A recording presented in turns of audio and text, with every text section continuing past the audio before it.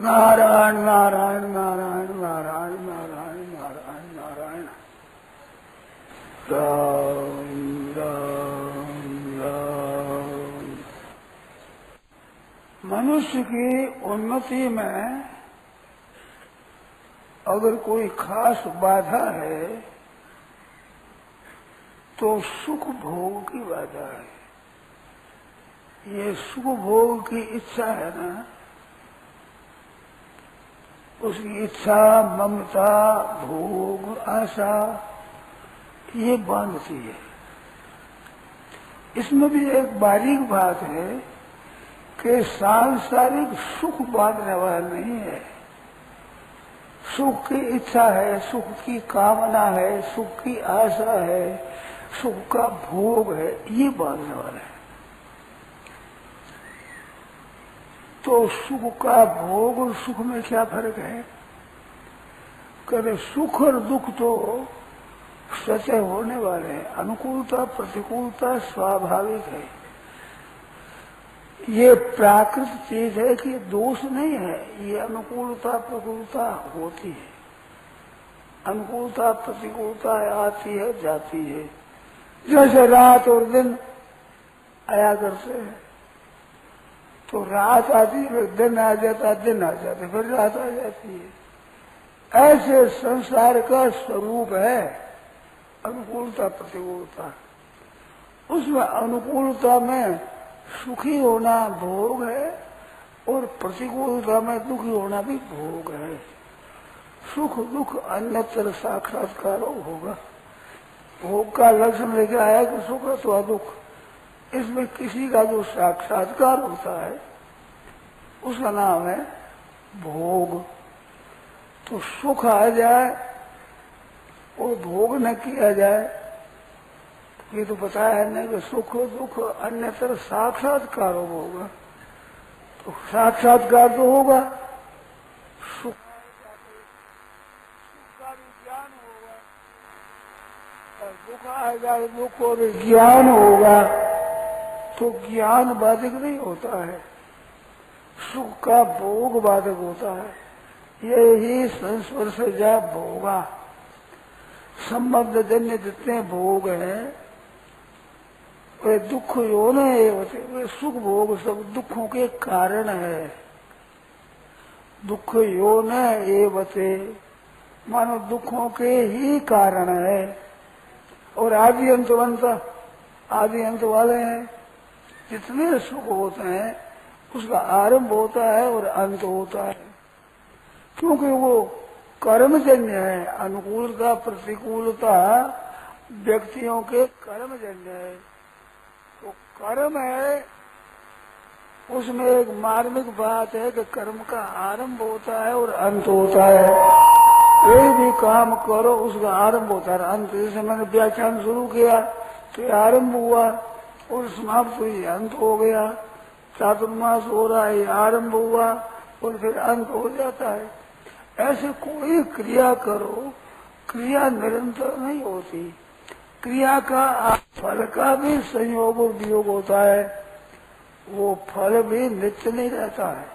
कब नाशवान है उतना आएगा और उम्र खत्म होने पर समाप्त हो जाएगा। तो जिनका कारण कर्म है उसका भी आरंभ और अंत है, तो इसका फल भी आदि और अंत वाला है। तो संबंध जन्य जितने सुख है वे सुख है जो आरंभित होते हैं और अंत में होते हैं। मानो उसका आरंभ और अंत होता है, आरंभ होता है अंत हो जाता है। संयोग होता है और वियोग होता है, उसका संयोग वियोग होता ही रहता है। उसमें सुख और दुख आते, उन सुख दुखों में जो आसक्त होता है तो सुख में आसक्त होता है, दुख में जो द्वेष होता है। ये राग द्वेष दोनों। गीता ने कहा इंद्रिय से अर्थ है राग द्वेष हो व्यवस्थित हो। ये राग और द्वेष व्यवस्थित है, व्यवस्था से स्थित है। तय और न वशमागच्छेत, इन दोनों के वशीभूत न हो।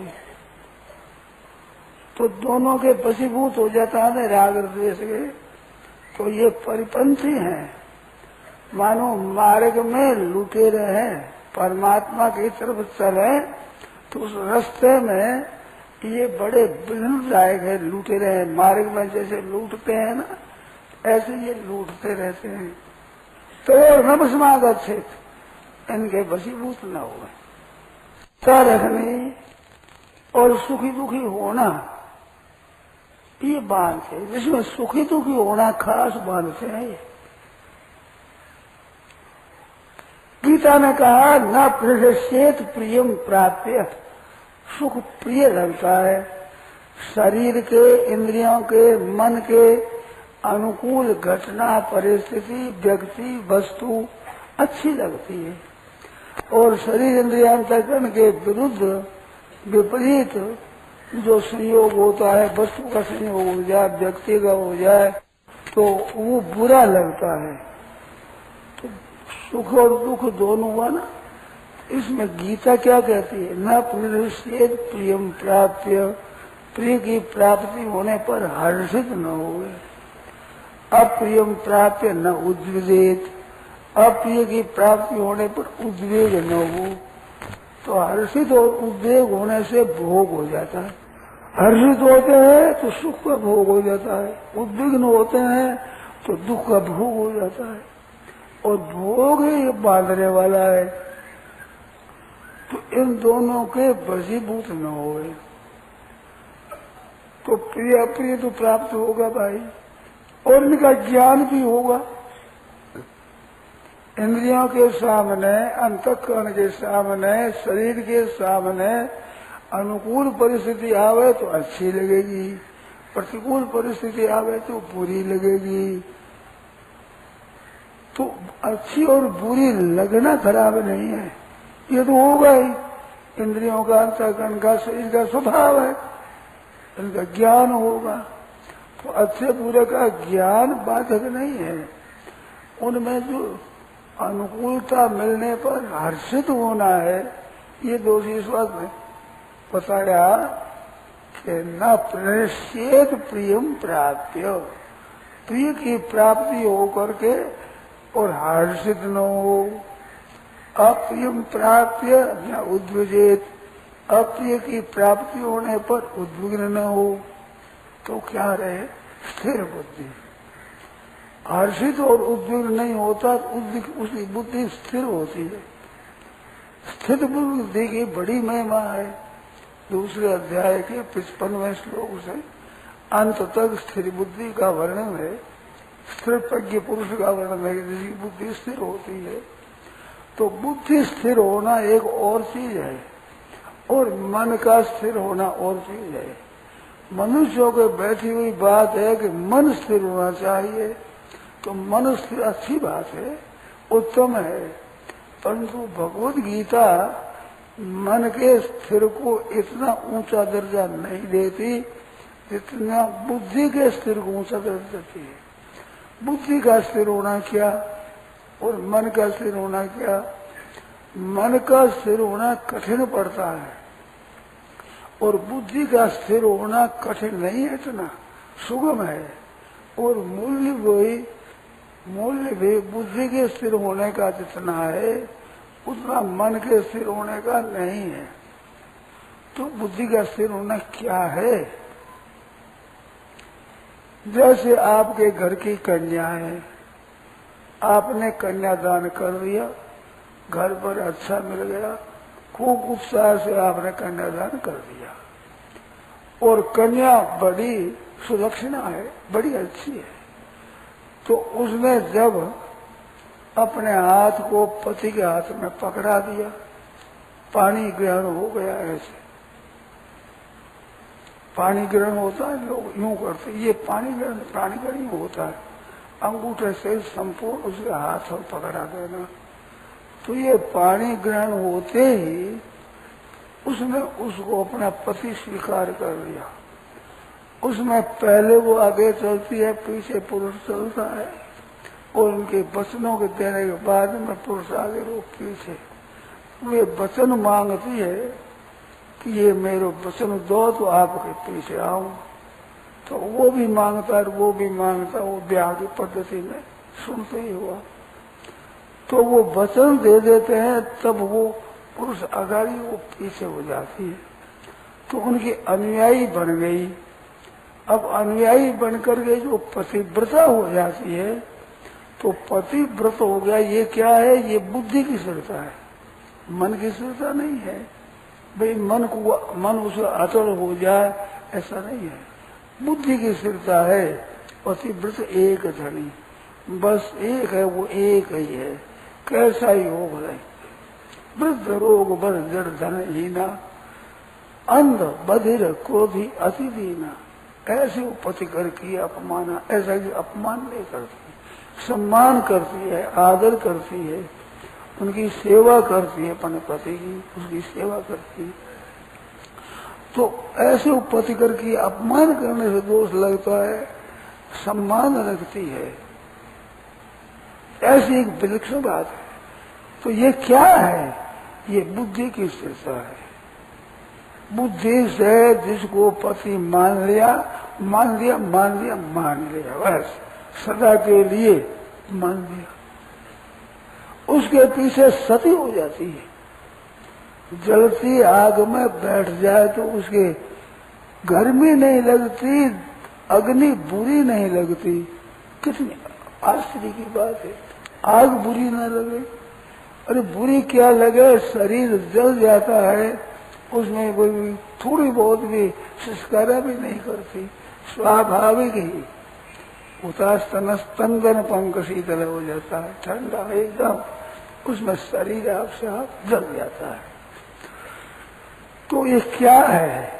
ये बुद्धि की स्थिरता है, वो मन की स्थिरता जो एक में लगा दे वहां लग जाए, और जिससे हटाना चाहे हट जाए, ये मन का वशीभूत होना है। और वशीभूत कब होता है? कि जब वो भोगों में आसक्त नहीं होता, तब कर्ता के वशीभूत होता है। तो वशीभूत मन के लक्षण है, जहां से हटा चाहे हटा लो, जहां लगाना चाहे लगा लो, इतनी सामर्थ्य आ जाए तो फिर जहां लगाओ वहीं लग जाएगा। वो जहां ये मन की एकाग्रता है, मन की स्थिरता है। और बुद्धि ने एक निश्चय कर लिया, ये बुद्धि की स्थिरता है। तो साधक के लिए मेरे को साधन करना है, आध्यात्म उन्नति करना है, चाहे सुख पावे चाहे दुख पावे, अनुकूल परिस्थिति मिले चाहे प्रतिकूल परिस्थिति मिले, कैसी ही क्यों न मिले, हम तो अपना साधन करेंगे। तो साधन में जिसका दृढ़ निश्चय हो जाता है, उसकी बुद्धि स्थिर हो जाती है। शिष्य बनता है तो उसमें भी यही होता है कि मैं तो अम्मू का शिष्य हूँ, अब हो गया हो गया, अब कैसे है, वे कहाँ है, जीवित है कि नहीं है, इसकी कोई परवाह नहीं। ऐसे पति जीवित है कि नहीं है, कैसे है, इसकी कोई परवाह नहीं। आपने तो एक को दे ही दिया। तो ये बुद्धि की स्थिरता है।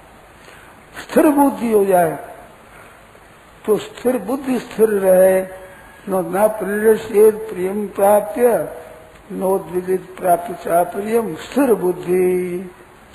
तो इसमें स्थिर बुद्धि हो जाता है जब साधन में, तो असमूढ़ उसकी मूढ़ता चली जाती है।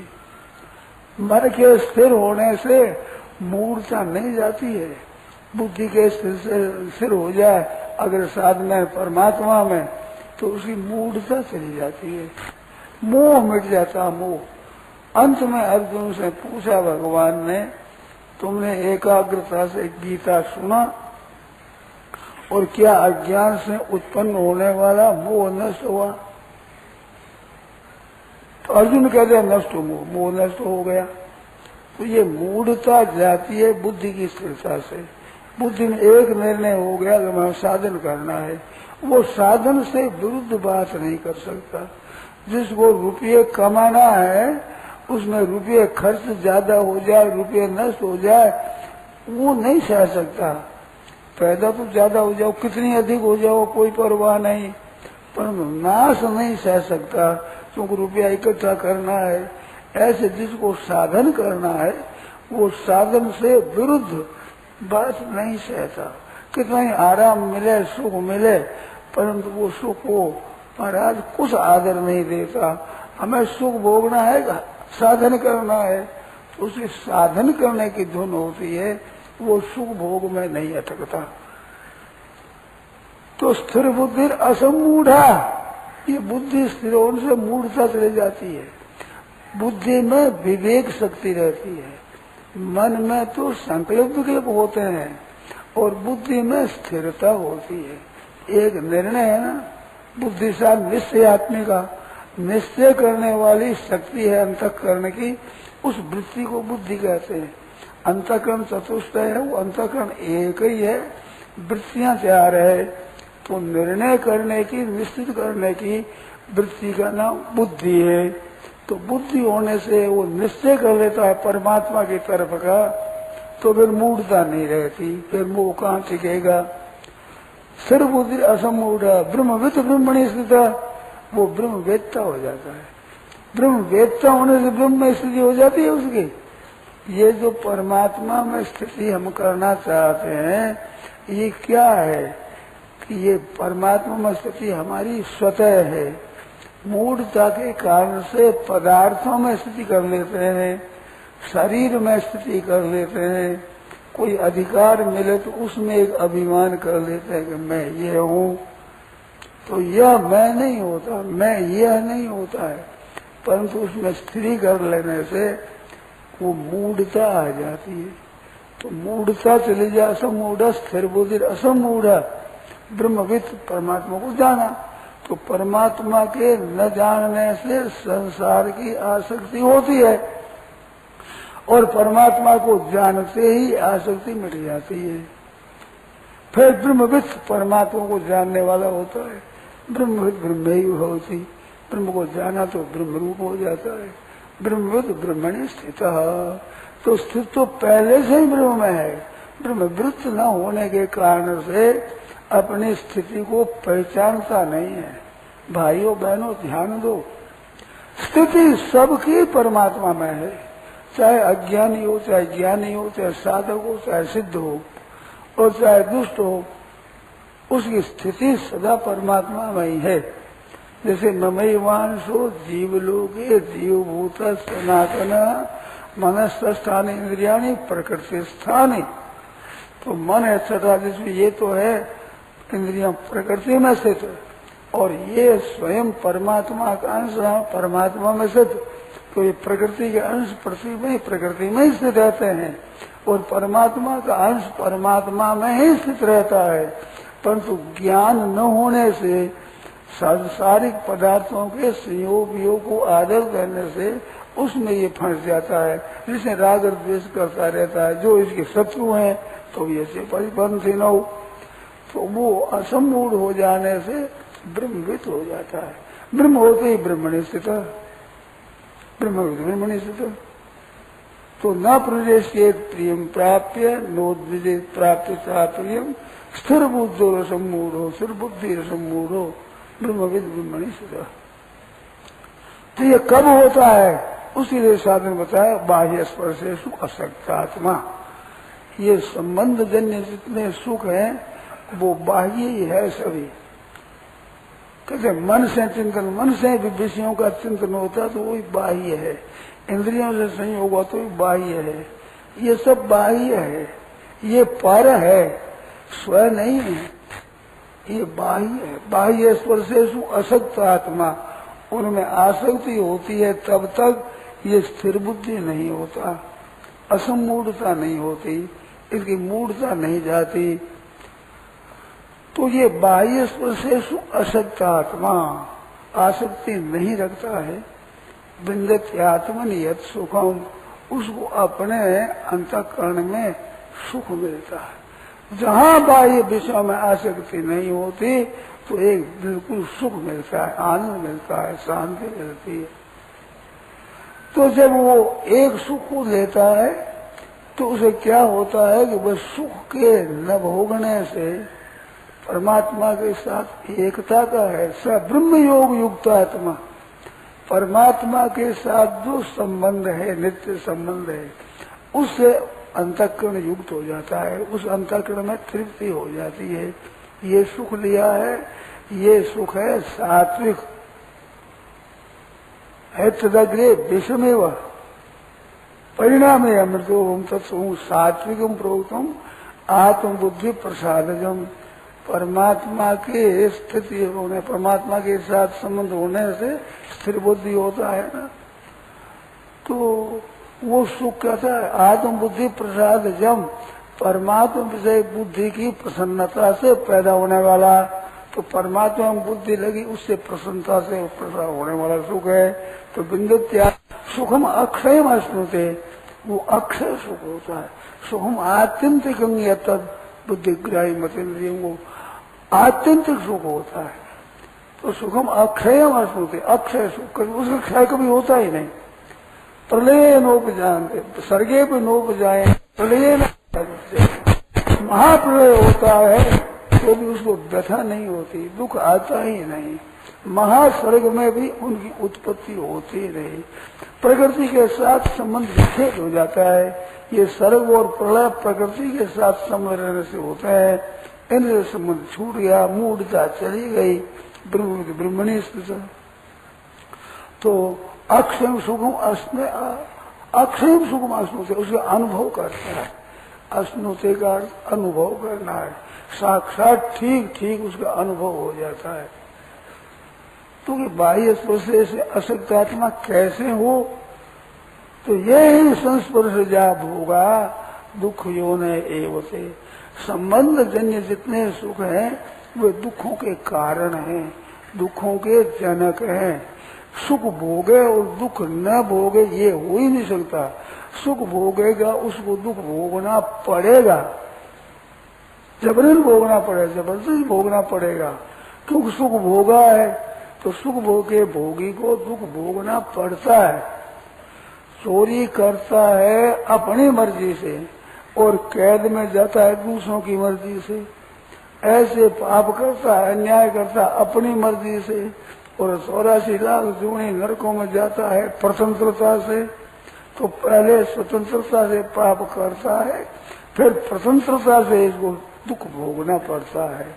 तो सुख के भोगी को दुख भोगना पड़ेगा। तो बाह्य न प्रतिषेध प्रियम प्राप्त होता है, जैसे ही बाह्य स्पर्शेषु अशक्त आत्मा, क्योंकि दुख यूं नहीं होते, दुखों के कारण है।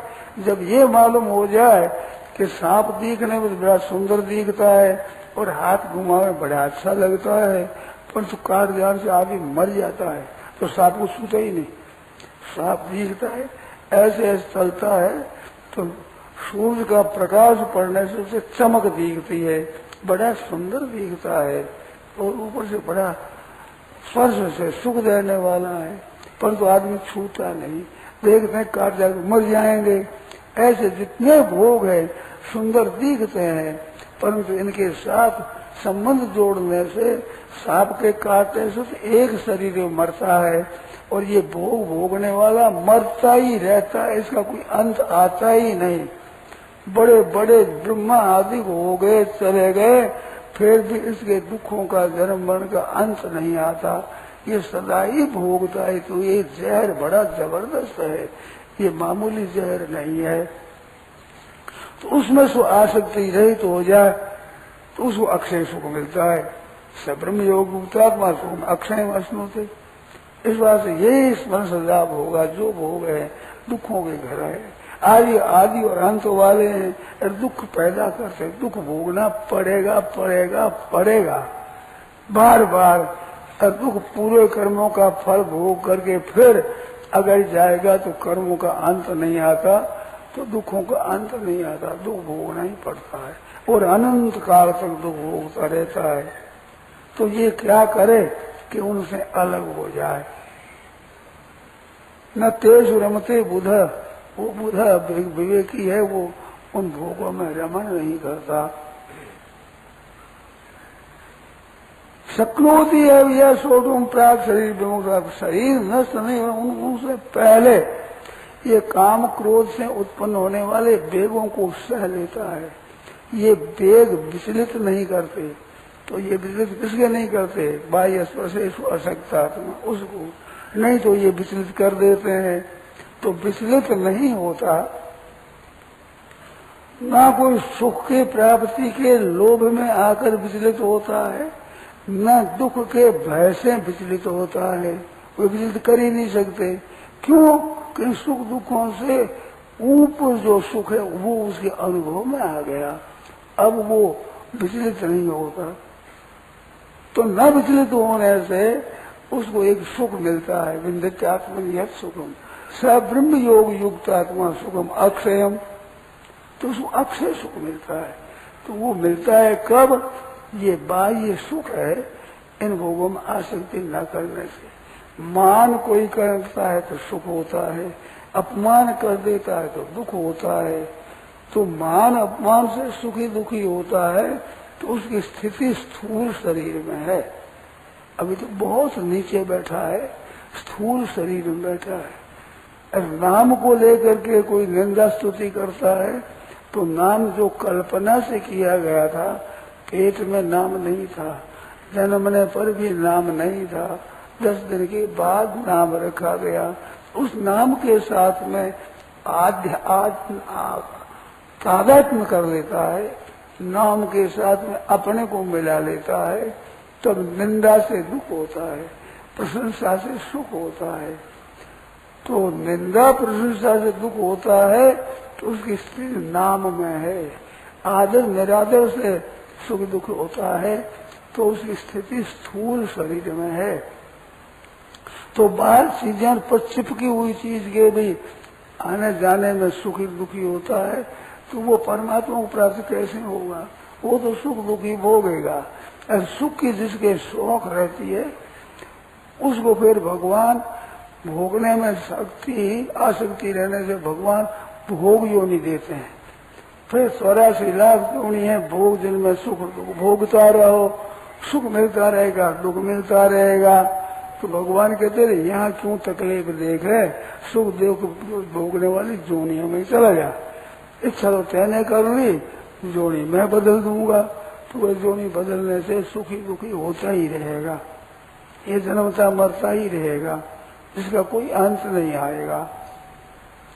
तो ये किसने गया होता है? संबंध जन्य सुख भोगने से। तो संबंध जन्य सुखों से ऊंचा कैसे उठे कि इसमें ये ज्ञान हो जाए कि ये सुख है, ये दुख का कारण है, दुख योन है एव, बिल्कुल दुखों के कारण है और आदि अंत वाले हैं, अब मिट जाते हैं। तो ये सुख आता है ना, आदर का है, प्रशंसा का है, ये सुख आता है। ये जो भगत होते हैं ना, हमारे सेवक हमारे भगत हैं, ये बड़े खतरनाक होते हैं, बहुत खतरनाक। सुख देंगे और सुख भोगने लग जाओगे तो अलग खसक जाएंगे। कहते हुए बाबा जी पहले वाले नहीं रहे, तो पहले वालों को क्या ने किसने बिगाड़ा? आपने बिगाड़ा। सुख दे देकर हिला तो दिया बेचारों को, अब धोखा देते हो, अब सुख तो दो।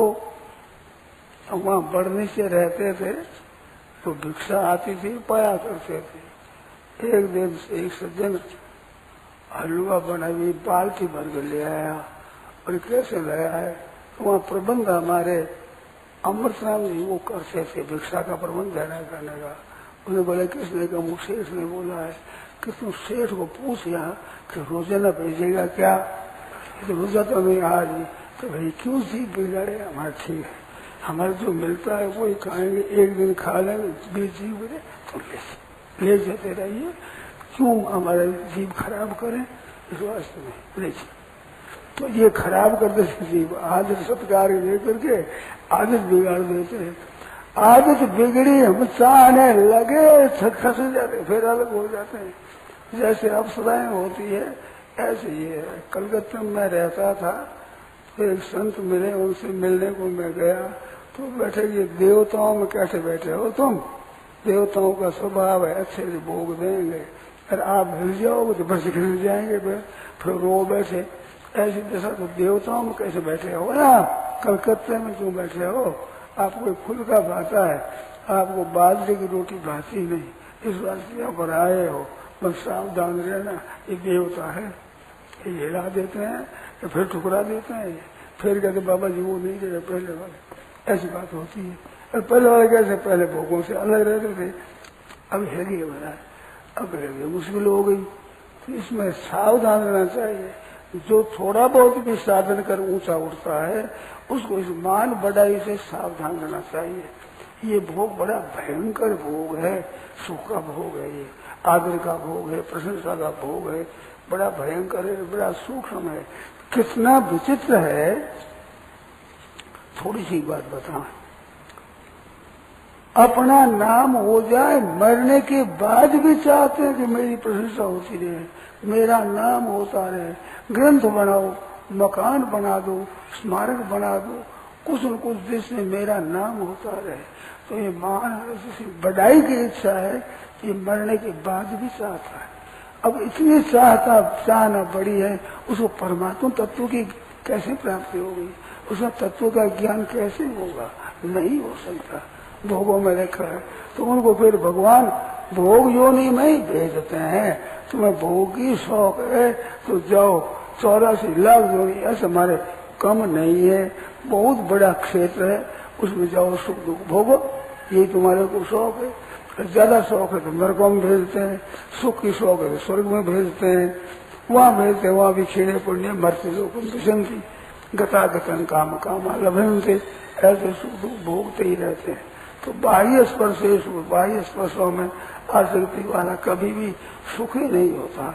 तो इसमें राग और द्वेष दोनों होते हैं, अनुकूलता में राग होता है, प्रतिकूलता में द्वेष होता है, दोनों लूटते रहते हैं। ये सुख दुख के थप्पड़े खाते रहता है, जन्मता मरता रहता है। तो उपाय क्या है कि किसी से न विषयों के संबंध से सुख भोगे, अनुकूलता से न सुख भोगे, न आदर सत्कार से सुख भोगे, न प्रशंसा से सुख भोगे। तो सुख के भोग का ये निराकरण कर देता है। तो दुख का भोग तो आप साहब अस्वीकार की होता है, रुचिकर होता नहीं, तो इस संसार से संबंध विच्छेद हो जाता है, तो इसका कल्याण हो जाता है। तो सुख भोग से सावधान रहना ये साधक का खास काम है। जो साधन करना चाहता है उसको सावधान रहना चाहिए। इसमें ये भगतिया है ना, महाराज करे, लंबा लंबा हाथ जोड़े, दंडोत करे, इनसे सावधान जाते रहना। ये खतरे की चीज यही है, ये डेंजर नहीं देते है ना, ये भी यहाँ खतरे की चीज है। तो खतरे की चीज है, इनसे सावधान रहे।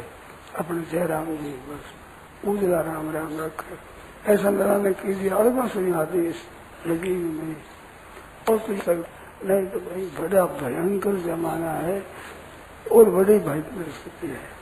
नारायण नारायण नारायण नारायण नारायण राम।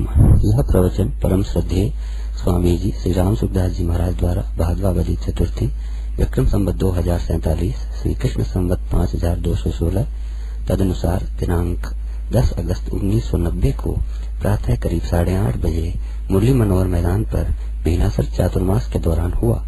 राम।